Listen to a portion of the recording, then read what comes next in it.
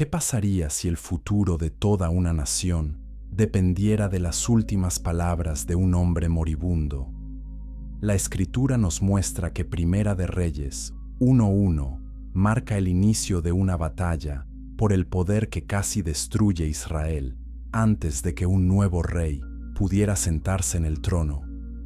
La mayoría de la gente asume que la sucesión real en Israel fue pacífica y ordenada, pero la historia revela traiciones, conspiraciones y una lucha desesperada entre hermanos. En esta historia avanzaremos en 3 pasos claros. Primero, veremos cómo un rey anciano pierde el control de su propio palacio. Luego, descubriremos quién realmente decidió el destino del trono.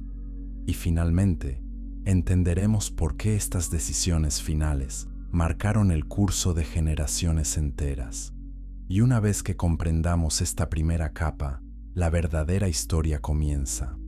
David yace en su lecho de muerte. El hombre que mató gigantes, que unió tribus, que conquistó Jerusalén, ahora tiembla bajo mantas sin poder entrar en calor. Sus sirvientes le cubren con ropas, pero el frío que siente no viene del clima. Viene de la vejez, de los años de guerra, de las decisiones que tomó y de las que evitó tomar. El palacio siente este vacío de poder. Cuando un león envejece, los jóvenes leones comienzan a moverse. Adonías, hijo de David con Hagit, decide que ha esperado suficiente. Es apuesto, ambicioso y cree que merece el trono. Después de todo, su hermano mayor Amnón está muerto. Absalón también está muerto. Él es el siguiente en la línea. ¿Por qué debería esperar? Adonías comienza a actuar como rey antes de serlo. Consigue carros, jinetes, 50 hombres que corren delante de él. El espectáculo es impresionante. La gente comienza a murmurar. Quizás este es el próximo rey. Pero aquí está el problema. David nunca le dio permiso. Nunca lo ungió. Nunca dijo que Adonías sería rey. Adonías simplemente asume que puede tomar lo que quiere. Reúne aliados poderosos. Joab, el comandante del ejército, se une a él. Abiatar, el sacerdote, también lo apoya. Celebran un gran banquete cerca de la fuente de Rogel. Sacrifican ovejas, bueyes, animales engordados. Invitan a todos los hermanos del rey, excepto a uno, Salomón. ¿Por qué no invitaron a Salomón? Porque Adonías sabe algo. David prometió el trono a Salomón, el hijo de Betsabé. Esa promesa es el obstáculo entre Adonías y el poder absoluto. Entonces Adonías hace lo que muchos hacen cuando quieren algo que no les pertenece. Finge que la promesa nunca existió. Celebra como si ya fuera rey. Come, bebe y espera que nadie lo detenga. Pero alguien sí se da cuenta. El profeta Natán ve lo que está sucediendo. Natán no es un hombre que permanece en silencio cuando la verdad está en juego. Va directamente a Betsabé, la madre de Salomón, y le hace una pregunta que cambia todo. ¿Has oído que Adonías se ha hecho rey sin que David lo sepa? Natán le explica el peligro. Si Adonías toma el trono, Salomón morirá. Tú morirás. Todos los que apoyan a Salomón serán eliminados. Esta no es política, es supervivencia. Betsabé entra en la habitación del rey David. Se inclina ante él. David, débil pero consciente, le pregunta qué necesita. Betsabé le recuerda el juramento que hizo. Salomón se sentará en mi trono después de mí. Luego le revela la conspiración. Adonías ha sacrificado animales, ha reunido seguidores, y todo Israel espera para ver qué dirá el rey. Si no actúas ahora, le dice Betsabé, Salomón y yo seremos considerados criminales cuando mueras. Natán entra inmediatamente después. Confirma todo lo que Betsabé dijo. Añade detalles. Adonías ha invitado a todos excepto a Salomón, excepto a Sadoc, el sacerdote, excepto a Benaía, el guerrero, excepto a los hombres leales a David.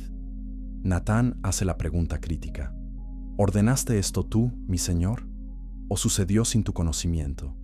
David sabe que debe actuar. Llama a Betsabé de nuevo y hace un juramento solemne ante Dios. Salomón tu hijo será rey después de mí, y él se sentará en mi trono en mi lugar. Luego da órdenes precisas. Llama a Sadoc el sacerdote, a Natán el profeta, y a Benaía el comandante de la guardia real. Les ordena tomar a Salomón, montarlo en la propia mula del rey, llevarlo a Gihón y ungirlo como rey sobre Israel. Deben tocar la trompeta y gritar: ¡Viva el rey Salomón! La procesión se mueve rápidamente. Salomón, joven y probablemente nervioso, cabalga en la mula real. El pueblo ve esto y entiende el mensaje. David ha elegido. Sadoc toma el cuerno de aceite del tabernáculo y unge a Salomón. El sonido de la trompeta atraviesa Jerusalén. La gente grita con tanta alegría que la tierra parece temblar. Mientras tanto, Adonías y sus invitados están terminando su banquete. Escuchan el sonido de la trompeta. Joab, el viejo guerrero, reconoce el sonido. Pregunta: ¿qué significa ese ruido en la ciudad? Antes de que alguien pueda responder, Jonatán, hijo del sacerdote Abiatar, llega corriendo con noticias. Nuestro señor el rey David ha hecho rey a Salomón.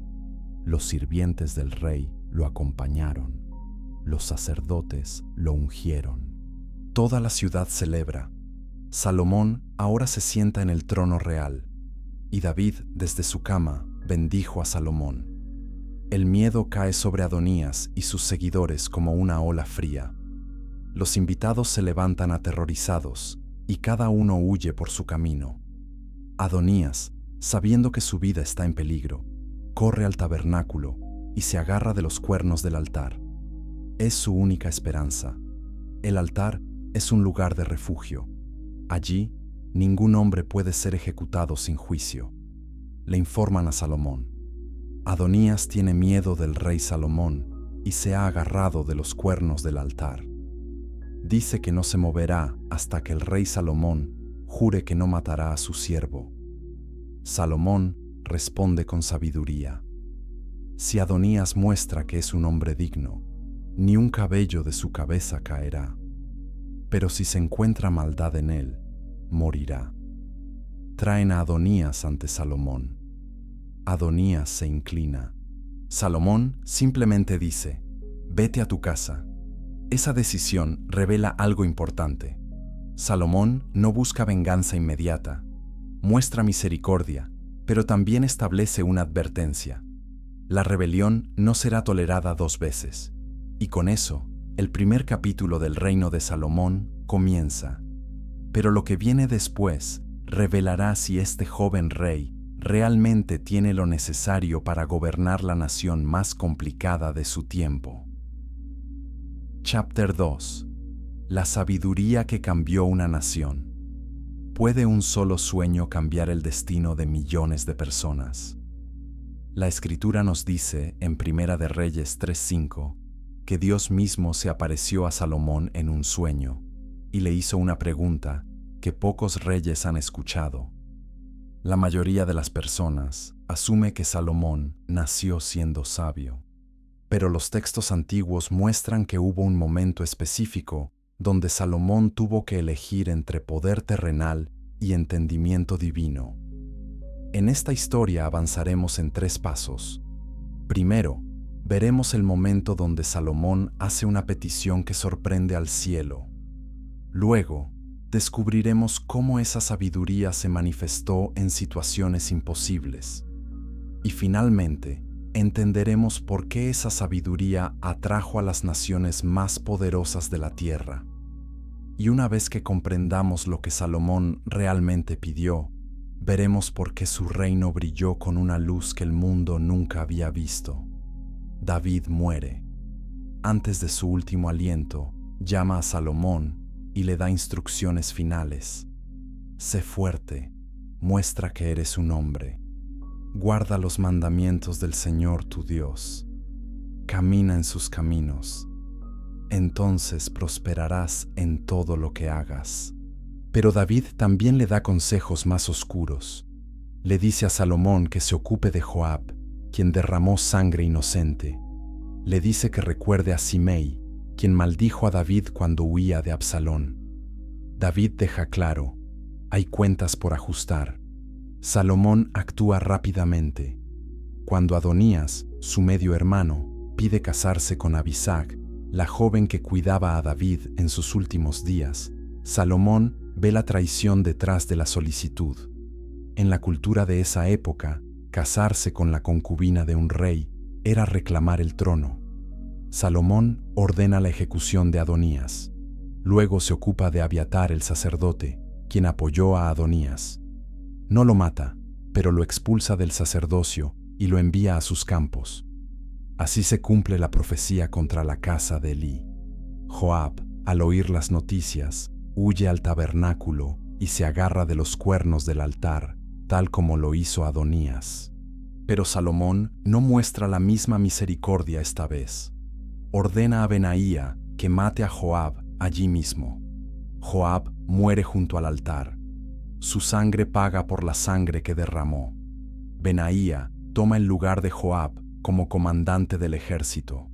Sadoc toma el lugar de Abiatar como sacerdote principal. Salomón establece su autoridad. Llama a Simei y le da una orden estricta. Construye una casa en Jerusalén y vive allí. No salgas de la ciudad. El día que cruces el arroyo de Cedrón, morirás. Simei acepta. Vive en Jerusalén durante 3 años sin problemas. Pero un día, 2 de sus esclavos huyen a Gat. Simei persigue a sus esclavos y los trae de vuelta. Alguien le informa a Salomón. Salomón confronta a Simei.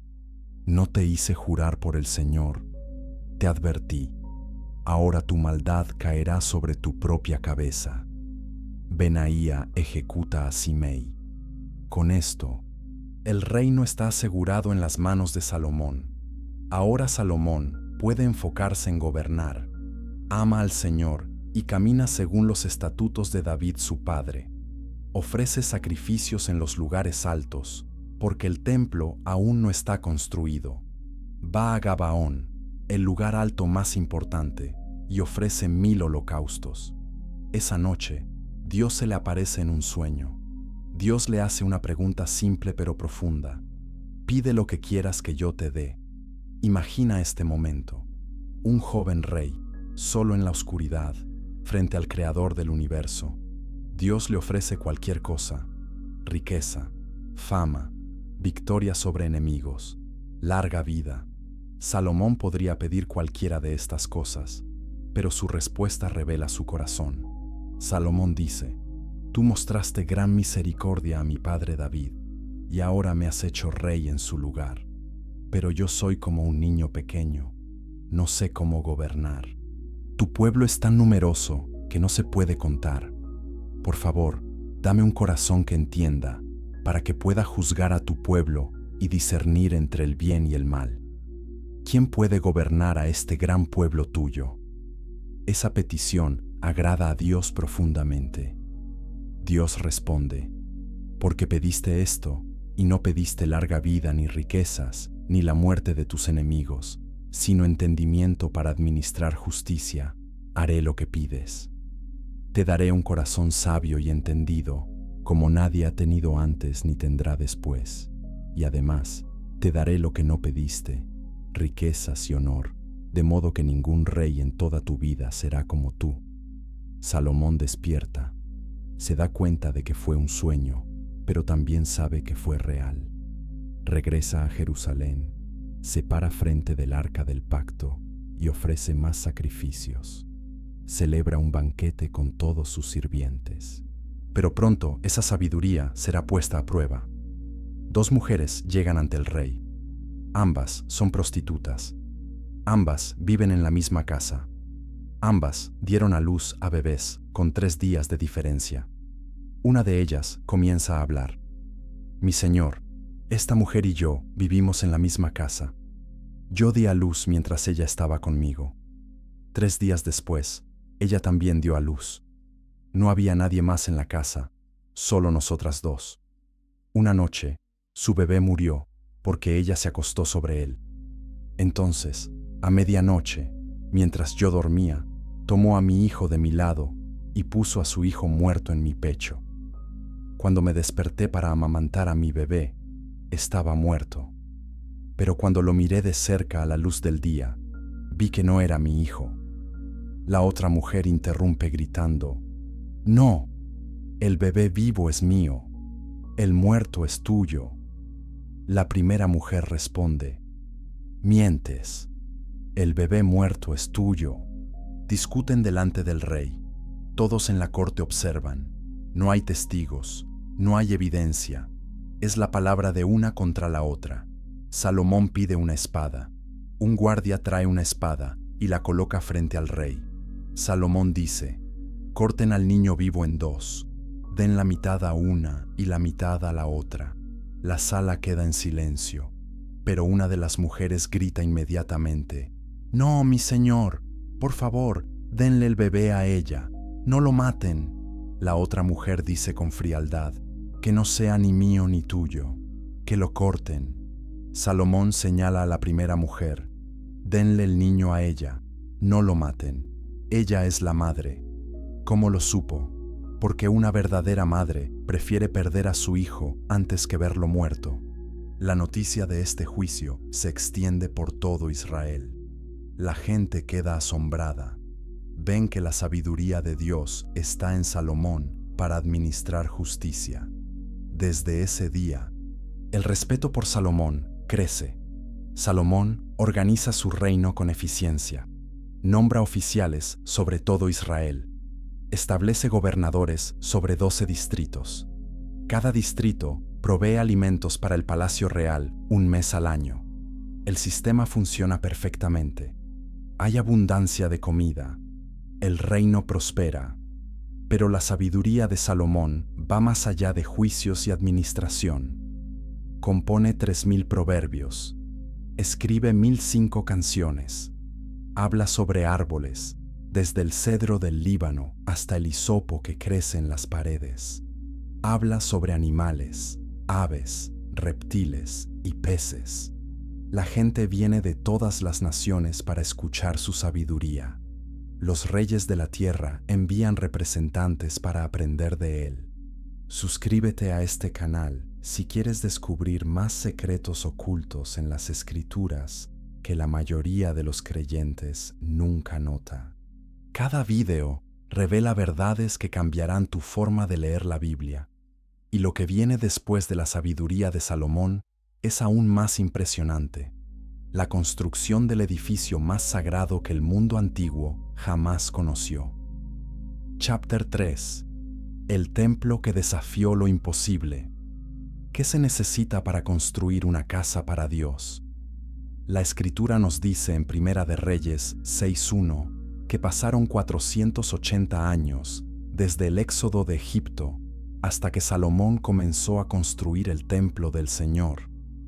La mayoría de las personas asume que el templo fue simplemente un edificio religioso más grande, pero los registros históricos revelan que fue una maravilla arquitectónica que desafió las capacidades de ingeniería de su tiempo. En esta historia exploraremos 3 aspectos. Primero, veremos la alianza internacional que hizo posible este proyecto. Luego, examinaremos los detalles de construcción que aún desconciertan a los expertos. Y finalmente, entenderemos qué sucedió el día en que la gloria de Dios llenó ese espacio. Y una vez que comprendamos la magnitud de este proyecto, veremos por qué ningún otro edificio en la historia de Israel tuvo el mismo impacto espiritual. Salomón envía un mensaje a Hiram, rey de Tiro. Hiram fue amigo y aliado de David. Salomón le explica su intención: construir una casa para el nombre del Señor. Le recuerda a Hiram que David no pudo construir el templo porque estuvo ocupado en guerras. Pero ahora hay paz. No hay enemigos. No hay calamidades. Es el momento perfecto. Salomón le pide a Hiram que le provea cedros del Líbano. Ofrece pagar a los trabajadores de Hiram el salario que Hiram establezca. Hiram se alegra al recibir este mensaje. Responde con entusiasmo: Bendito sea el Señor hoy, que ha dado a David un hijo sabio sobre este gran pueblo. Hiram acepta proveer cedros y cipreses. Propone un plan. Sus sirvientes cortarán los árboles y los llevarán flotando por el mar hasta el lugar que Salomón indique. Allí los desatarán y Salomón podrá recogerlos. A cambio, Salomón proveerá alimentos para la casa de Hiram. El acuerdo se cierra. Salomón le da a Hiram 20,000 coros de trigo y 20 coros de aceite puro cada año. Los dos reyes hacen un pacto de paz. Salomón recluta trabajadores de todo Israel. Envía 30,000 hombres al Líbano en turnos, 10,000 por mes. Trabajan un mes en el Líbano y 2 meses en casa. Adonirán está a cargo de esta fuerza laboral. Además, Salomón tiene 70,000 cargadores y 80,000 canteros en las montañas. Más de 3,300 capataces supervisan el trabajo. El rey ordena que se corten piedras grandes y costosas para los cimientos del templo. Los constructores de Salomón y los constructores de Hiram trabajan junto con los hombres de Gebal. Cortan y preparan la madera y las piedras. Todo se mide con precisión. Cada piedra se corta en la cantera según las dimensiones exactas. No se escucha el sonido de martillos, hachas o herramientas de hierro en el sitio del templo durante la construcción. Todo se ensambla en silencio perfecto. La construcción comienza en el 4º año del reinado de Salomón, en el mes de Sif, el 2º mes. El templo tiene 60 codos de largo, 20 codos de ancho y 30 codos de alto. El pórtico frente al templo mide 20 codos de ancho y 10 codos de profundidad. Salomón hace ventanas con marcos biselados. Construye habitaciones laterales alrededor del templo, contra las paredes. La estructura inferior tiene 5 codos de ancho, la intermedia 6 codos y la superior 7 codos. Durante la construcción, Dios envía un mensaje a Salomón: Si caminas en mis estatutos, sigues mis ordenanzas y guardas mis mandamientos, entonces cumpliré la promesa que hice a David tu padre. Habitaré entre los hijos de Israel y no abandonaré a mi pueblo. La responsabilidad es clara. La bendición de Dios depende de la obediencia continua. Salomón recubre el interior del templo con madera de cedro. Cubre el piso con tablas de ciprés. Separa 20 codos en la parte posterior para crear el lugar santísimo, el lugar donde descansará el arca del pacto. Lo recubre completamente con oro puro. El altar también se cubre con oro. Cadenas de oro cruzan frente al lugar santísimo. Toda la casa se cubre con oro hasta que todo el templo está completo.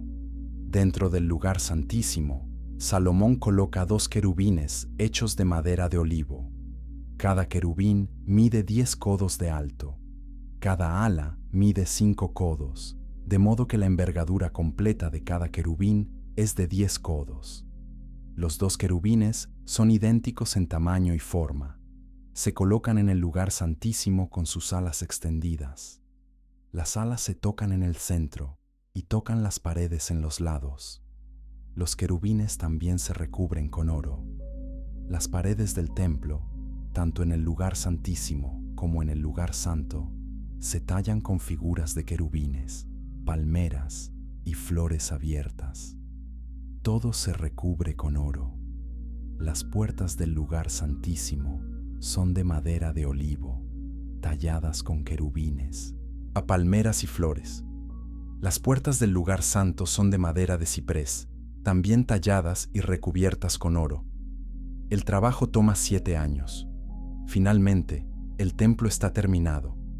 Salomón también construye su propio palacio, lo cual toma 13 años.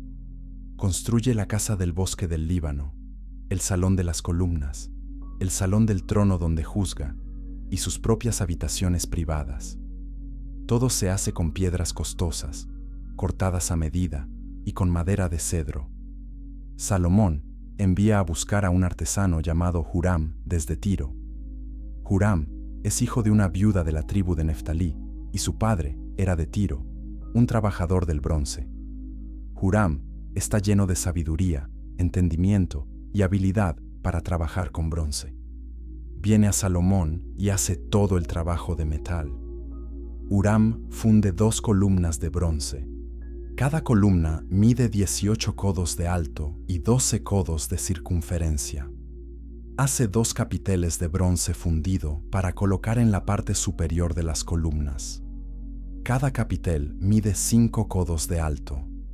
Hace redes de obra entrelazada y trenzas de obra de cadena para los capiteles. Hace 2 filas de granadas alrededor de cada red. Coloca las columnas en el pórtico del templo.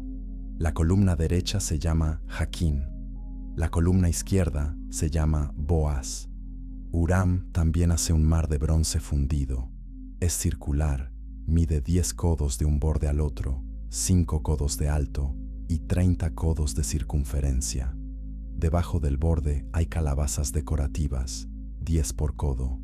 Descansa sobre 12 bueyes de bronce, 3 mirando al norte, 3 al oeste, 3 al sur y 3 al este. El mar contiene 2000 batos de agua. Hace 10 bases de bronce, cada una de 4 codos de largo, 4 codos de ancho y 3 codos de alto. Las bases tienen paneles con leones, bueyes y querubines grabados. Sobre cada base coloca una fuente que contiene 40 batos. Las bases tienen ruedas de bronce para poder moverse. Huram también hace ollas, palas y tazones. Completa todo el trabajo para el rey Salomón en la casa del Señor. Las 2 columnas, los capiteles, las redes, las granadas, el mar, las bases, las fuentes, las ollas, las palas, los tazones. Todo está hecho de bronce pulido. El rey lo funde en el valle del Jordán, entre Sucot y Zaretán. Hay tanto bronce que Salomón nunca calcula el peso total.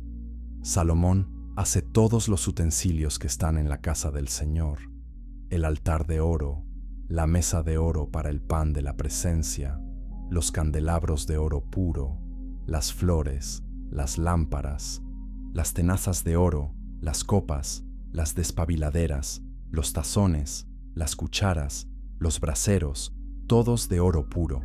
Incluso las bisagras de las puertas son de oro. Todo el trabajo está terminado. Salomón trae las cosas que David su padre consagró: la plata, el oro y los utensilios. Los coloca en los tesoros de la casa del Señor.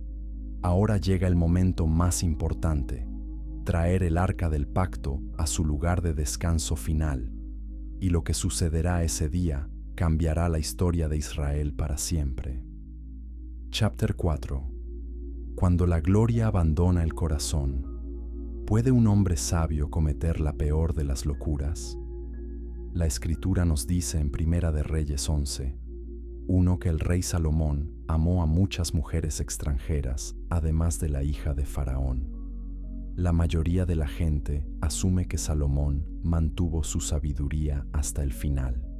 Pero los textos revelan un patrón trágico. El corazón que una vez buscó sabiduría sobre todas las cosas, eventualmente se dividió entre Dios y los ídolos. En esta historia veremos 3 etapas dolorosas. Primero, exploraremos el momento glorioso donde Dios llenó el templo. Luego, observaremos las decisiones que lentamente alejaron a Salomón de Dios. Y finalmente, entenderemos las consecuencias que cayeron sobre su reino. Y una vez que veamos cómo un hombre sabio puede caer, entenderemos por qué la Escritura advierte que el corazón es más engañoso que cualquier otra cosa. Salomón reúne a los ancianos de Israel, a todos los jefes de las tribus y a los líderes de las casas paternas en Jerusalén. El propósito es traer el arca del pacto del Señor desde la ciudad de David, que es Sión, hasta el templo. Los hombres de Israel se reúnen con el rey Salomón en la fiesta del mes de Etanim, el séptimo mes. Los ancianos de Israel llegan. Los sacerdotes levantan el arca. Llevan el arca del Señor, la tienda de reunión y todos los utensilios sagrados que estaban en la tienda. El rey Salomón y toda la congregación de Israel se reúnen frente al arca. Sacrifican tantas ovejas y bueyes que no se pueden contar ni numerar. Los sacerdotes llevan el arca del pacto del Señor a su lugar, en el lugar santísimo del templo, debajo de las alas de los querubines. Los querubines extienden sus alas sobre el lugar del arca, cubriendo el arca y sus varas. Las varas son tan largas que sus extremos se pueden ver desde el lugar santo, pero no desde afuera. Dentro del arca solo hay las 2 tablas de piedra que Moisés colocó allí en Horeb, y donde el Señor hizo un pacto con Israel cuando salieron de Egipto. Cuando los sacerdotes salen del lugar santo, una nube llena la casa del Señor. Los sacerdotes no pueden permanecer para ministrar debido a la nube, porque la gloria del Señor llena la casa del Señor. Salomón declara: el Señor ha dicho que habitaría en la densa oscuridad. He construido una casa exaltada para ti, un lugar para que habites para siempre. Salomón se voltea y bendice a toda la asamblea de Israel. Alaba a Dios por cumplir su promesa a David. Luego se para frente al altar del Señor, frente a toda la asamblea, extiende sus manos hacia el cielo y ora. Su oración es profunda y larga. Reconoce que ningún templo puede contener a Dios. Los cielos no pueden contenerlo, mucho menos esta casa, pero pide que Dios escuche las oraciones ofrecidas en este lugar. Pide perdón para su pueblo cuando pequen. Pide lluvia cuando haya sequía. Pide liberación cuando haya enemigos. Pide misericordia cuando los extranjeros vengan a orar. Pide victoria en la batalla. Pide restauración si Israel es llevado al exilio. Cuando Salomón termina de orar, se levanta de arrodillarse. Bendice nuevamente a toda la asamblea. Luego, ofrece sacrificios al Señor: 22,000 bueyes y 120,000 ovejas. El rey y todos los hijos de Israel dedican la casa del Señor.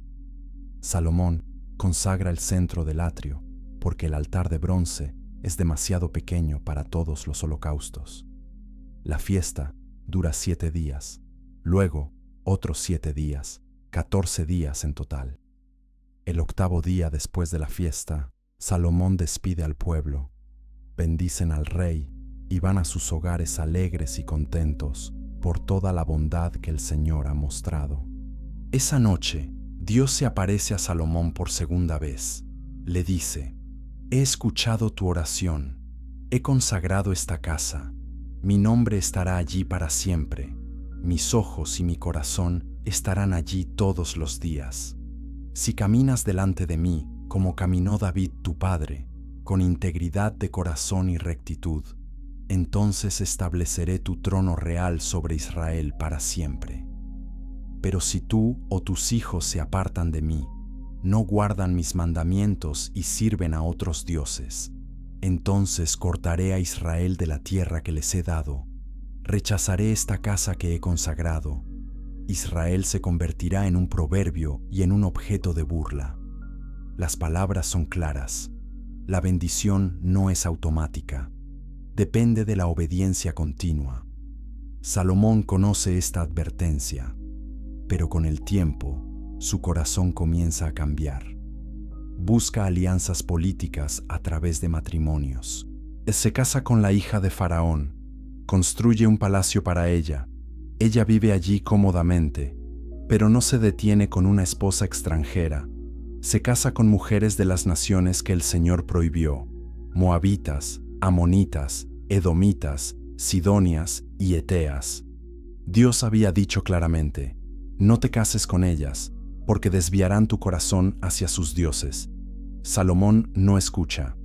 Tiene 700 esposas de linaje real y 300 concubinas. Cuando Salomón envejece, sus esposas desvían su corazón hacia otros dioses. Su corazón no es completamente fiel al Señor su Dios, como lo fue el corazón de David su padre. Salomón sigue a Astoret, la diosa de los sidonios, y a Milcom, la abominación de los amonitas. Hace lo malo ante los ojos del Señor. No sigue completamente al Señor como lo hizo David. Salomón construye un lugar alto para Quemos. Hay la abominación de Moab, en la montaña al este de Jerusalén. También construye uno para Moloc, la abominación de los hijos de Amón. Hace lo mismo para todas sus esposas extranjeras, quienes queman incienso y ofrecen sacrificios a sus dioses. El Señor se enoja con Salomón, porque su corazón se ha apartado del Señor, el Dios de Israel, quien se le apareció 2 veces y le ordenó específicamente no seguir a otros dioses. Pero Salomón no obedeció. El Señor le dice a Salomón: «¿Por qué has hecho esto y no has guardado mi pacto y mis estatutos? Ciertamente desgarraré el reino de ti y lo daré a tu siervo. Sin embargo, no lo haré en tus días, por amor a David tu padre. Lo desgarraré de la mano de tu hijo, pero no desgarraré todo el reino. Daré una tribu a tu hijo, por amor a David mi siervo, y por amor a Jerusalén que he elegido». Dios levanta adversarios contra Salomón. Hadad el edomita, de la descendencia real de Edom, se convierte en su enemigo. Cuando David derrotó a Edom años atrás, Hadad era solo un niño. Escapó a Egipto. Faraón le dio una casa, tierra y alimentos. Hadad encontró tanto favor que Faraón le dio la hermana de su propia esposa, la reina Tafenes, en matrimonio. Tuvieron un hijo llamado Genubat, quien creció en el palacio de Faraón. Cuando Hadad escucha que David y Joab están muertos, pide permiso para regresar a Edom. Faraón pregunta por qué quiere irse, ya que tiene todo lo que necesita. Hadad insiste, regresa y causa problemas a Israel. Dios también levanta a Rezón, hijo de Eliada, quien huyó de su señor Hadad-Ezer, rey de Soba. Rezón reúne hombres y se convierte en líder de una banda de asaltantes. Van a Damasco, se establecen allí y reinan. Rezón es adversario de Israel todos los días de Salomón. Odia a Israel y reina sobre Siria. Pero el adversario más importante es Jeroboam, hijo de Nebat, un efrateo de Sereda. Su madre se llama Serúa, una viuda. Jeroboam es siervo de Salomón, pero se rebela contra el rey. Salomón ve que Jeroboam es un hombre capaz y trabajador. Lo pone a cargo de todo el trabajo forzado de la casa de José. Un día, cuando Jeroboam sale de Jerusalén, el profeta Ahías, el silonita, lo encuentra en el camino. Ahías lleva puesta una prenda nueva. Los dos están solos en el campo. Ahías toma la prenda nueva y la rompe en 12 pedazos. Le dice a Jeroboam: «Toma 10 pedazos, porque así dice el Señor, el Dios de Israel. He aquí, desgarraré el reino de la mano de Salomón y te daré 10 tribus. Pero él tendrá una tribu. Ona por amor a mi siervo David y por amor a Jerusalén». Ahías explica que esto sucede porque Salomón abandonó a Dios, adoró a Astoret, Quemos y Milcom, y no caminó en los caminos de Dios.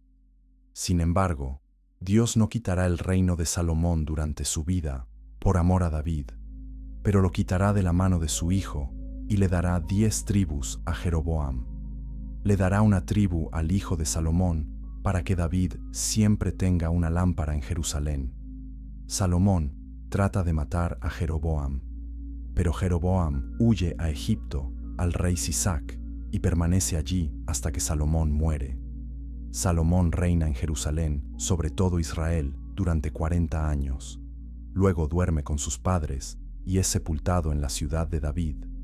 Roboam, su hijo, reina en su lugar.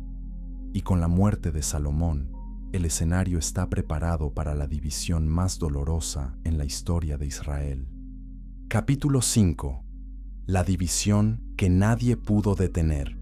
¿Puede una sola decisión arrogante destruir una nación? La Escritura nos dice en Primera de Reyes 12:6 que Roboam consultó con los ancianos que habían servido a su padre Salomón, pero rechazó su consejo. La mayoría de las personas asume que el reino se dividió debido a rebelión injustificada, pero los textos históricos revelan que fue el resultado directo de liderazgo imprudente y falta de empatía hacia el pueblo. En esta historia examinaremos 3 decisiones fatales. Primero, veremos el momento donde Roboam tuvo la oportunidad de unir al pueblo. Luego, observaremos cómo el orgullo juvenil destruyó esa oportunidad.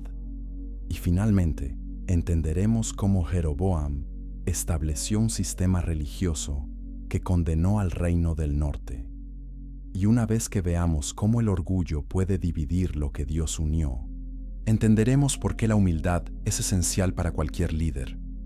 Roboam va a Siquem porque todo Israel ha ido allí para hacerlo rey. Cuando Jeroboam, hijo de Nebat, escucha esto mientras aún está en Egipto, donde huyó del rey Salomón, regresa. Envían a buscarlo. Jeroboam y toda la asamblea de Israel vienen y hablan con Roboam. Le dicen: tu padre hizo nuestro yugo pesado. Ahora, alivia el duro servicio de tu padre y el pesado yugo que puso sobre nosotros, y te serviremos. Roboam les dice: váyanse durante 3 días, luego regresen a mí. El pueblo se va. El rey Roboam consulta con los ancianos que habían estado ante Salomón su padre mientras aún vivía. Les pregunta: ¿cómo me aconsejan que responda a este pueblo? Los ancianos responden con sabiduría: si hoy eres siervo de este pueblo y los sirves, y les respondes con palabras amables, entonces serán tus siervos para siempre. Pero Roboam rechaza el consejo de los ancianos, consulta con los jóvenes que crecieron con él y que ahora están ante él. Les pregunta: ¿qué aconsejan ustedes que respondamos a este pueblo que me ha dicho: alivia el yugo que tu padre puso sobre nosotros? Los jóvenes que crecieron con él le dicen: así dirás a este pueblo que te ha dicho: tu padre hizo nuestro yugo pesado, pero tú alivia nuestro yugo. Así les dirás: mi dedo meñique es más grueso que la cintura de mi padre. Mi padre les cargó con un yugo pesado, pero yo añadiré a su yugo.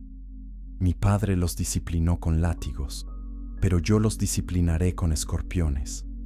Jeroboam y todo el pueblo vienen a Roboam al 3er día, tal como el rey había indicado. El rey les responde con dureza.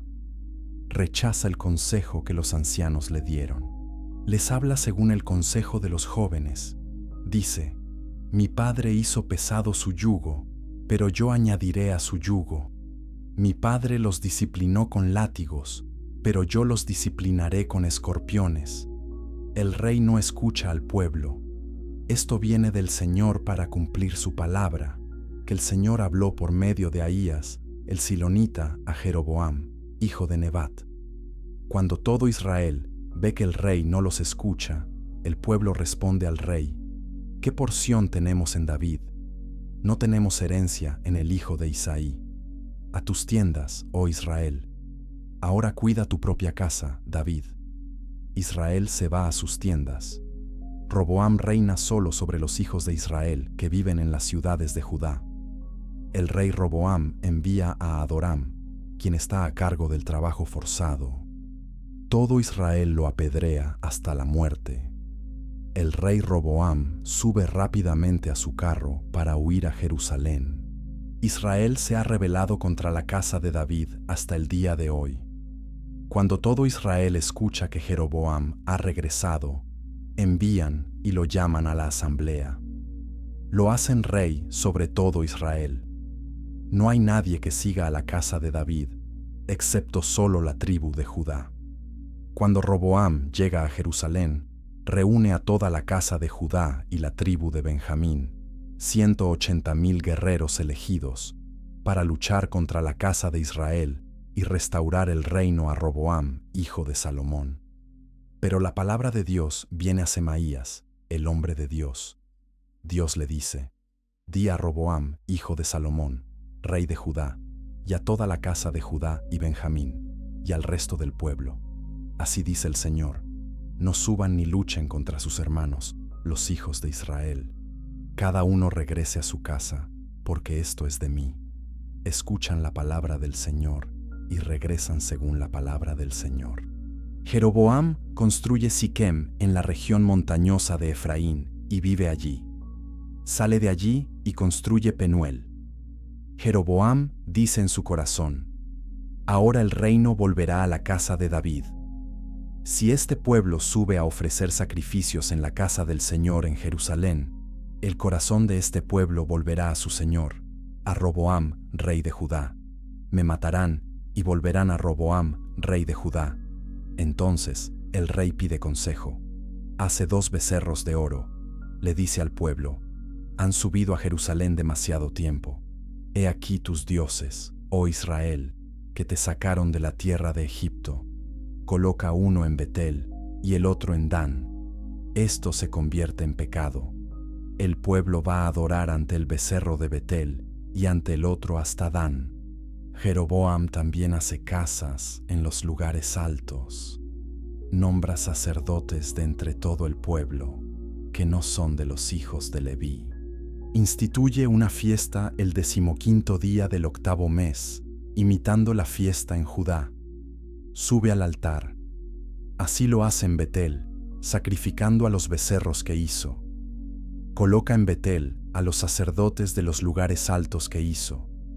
Sube al altar que hizo en Betel el 15º día del 8º mes, en el mes que ideó de su propio corazón.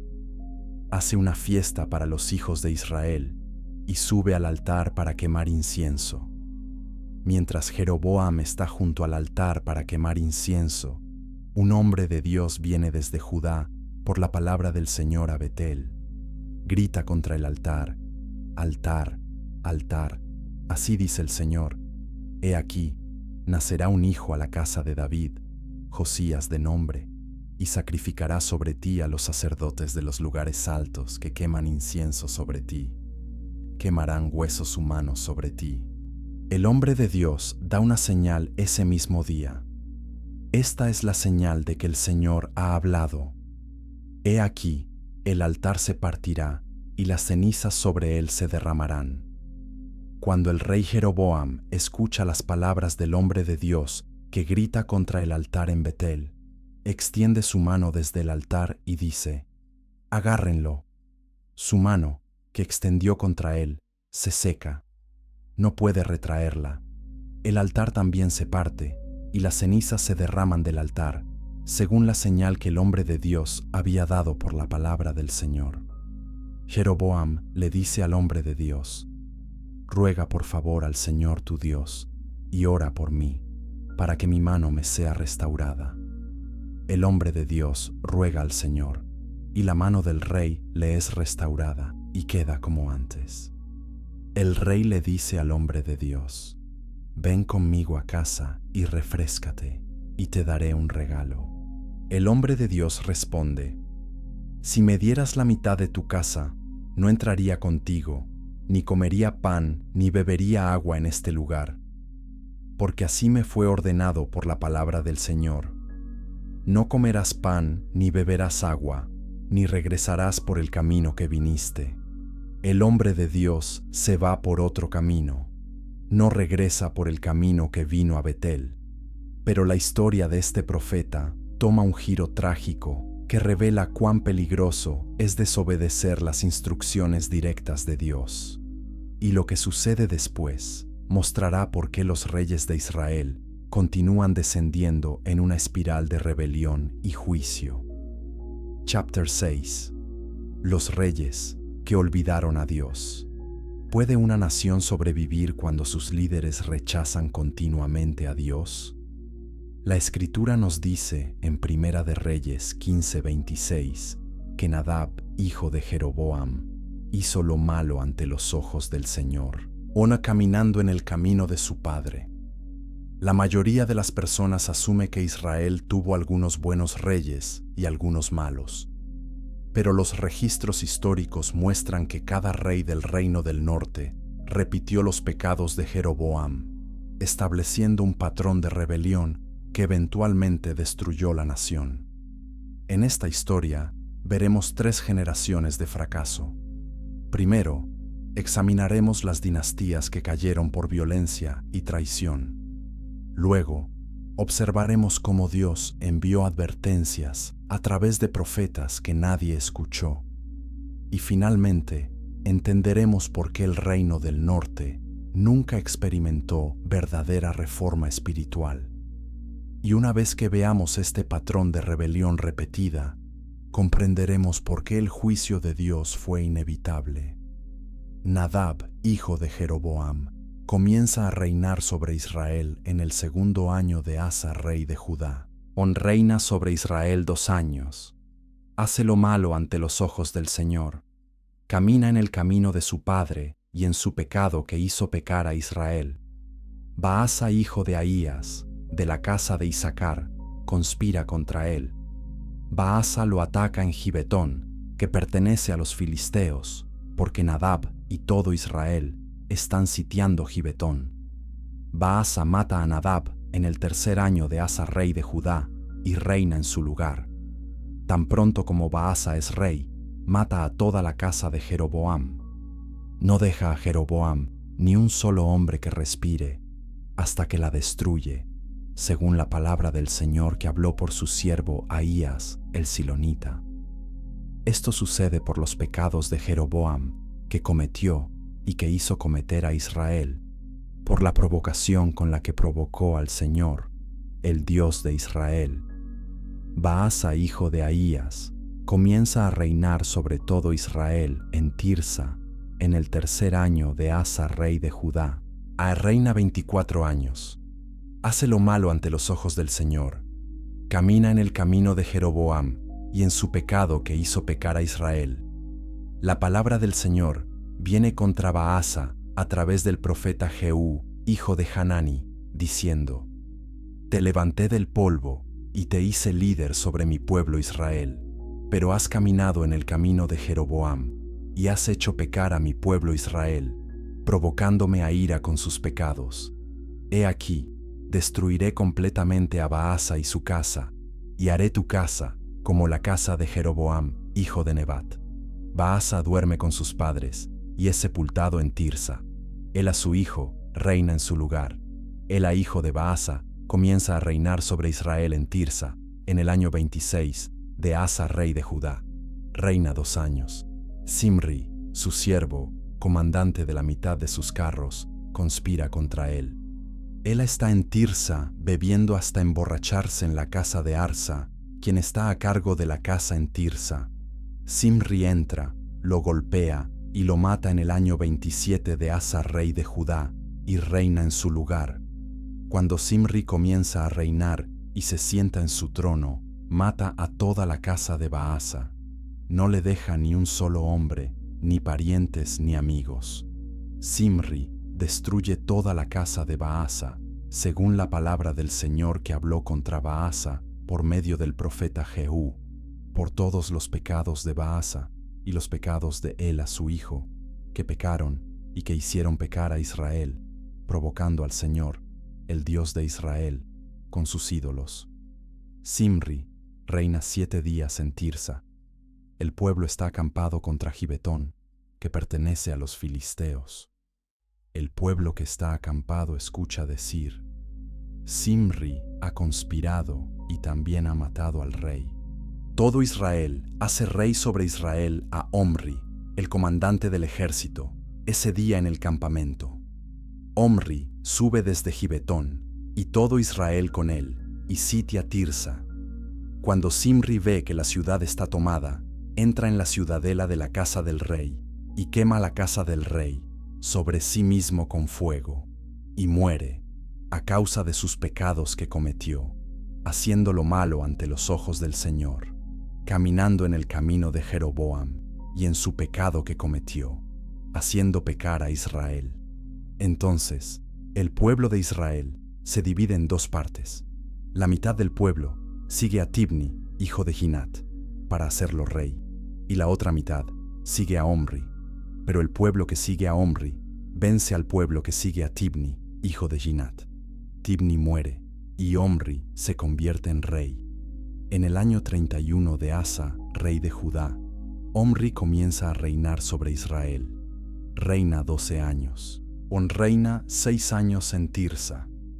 Omri compra la colina de Samaria de Semer por 2 talentos de plata. Fortifica la colina y llama a la ciudad que construye Samaria, según el nombre de Semer, el dueño de la colina. Omri hace lo malo ante los ojos del Señor. Hace peor que todos los que estuvieron antes que él. Camina en todo el camino de Jeroboam, hijo de Nebat, y en sus pecados que hizo pecar a Israel, provocando al Señor, el Dios de Israel, con sus ídolos. Omri duerme con sus padres y es sepultado en Samaria. Acab su hijo reina en su lugar. En el año 38 de Asa, rey de Judá, Acab, hijo de Omri, comienza a reinar sobre Israel. Acab, hijo de Omri, reina sobre Israel en Samaria 22 años. Acab, hijo de Omri, hace lo malo ante los ojos del Señor, más que todos los que estuvieron antes que él.